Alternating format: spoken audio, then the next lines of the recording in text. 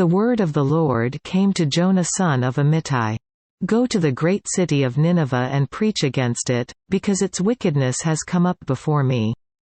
But Jonah ran away from the Lord and headed for Tarshish. He went down to Joppa, where he found a ship bound for that port. After paying the fare, he went aboard and sailed for Tarshish to flee from the Lord. Then the Lord sent a great wind on the sea, and such a violent storm arose that the ship threatened to break up. All the sailors were afraid and each cried out to his own god. And they threw the cargo into the sea to lighten the ship. But Jonah had gone below deck, where he lay down and fell into a deep sleep. The captain went to him and said, "How can you sleep? Get up and call on your God. Maybe he will take notice of us, and we will not perish." Then the sailors said to each other, "Come, let us cast lots to find out who is responsible for this calamity." They cast lots and the lot fell on Jonah.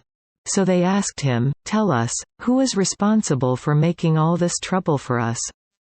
What do you do? Where do you come from? What is your country? From what people are you?" He answered, "I am a Hebrew and I worship the Lord, the God of heaven, who made the sea and the land." This terrified them and they asked, "What have you done?" They knew he was running away from the Lord, because he had already told them so.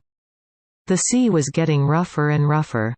So they asked him, "What should we do to you to make the sea calm down for us?" "Pick me up and throw me into the sea," he replied, "and it will become calm. I know that it is my fault that this great storm has come upon you." Instead, the men did their best to row back to land. But they could not, for the sea grew even wilder than before. Then they cried to the Lord, "O Lord, please do not let us die for taking this man's life. Do not hold us accountable for killing an innocent man, for you, O Lord, have done as you pleased."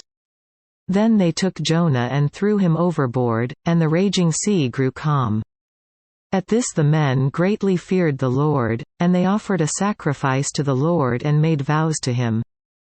But the Lord provided a great fish to swallow Jonah, and Jonah was inside the fish 3 days and 3 nights.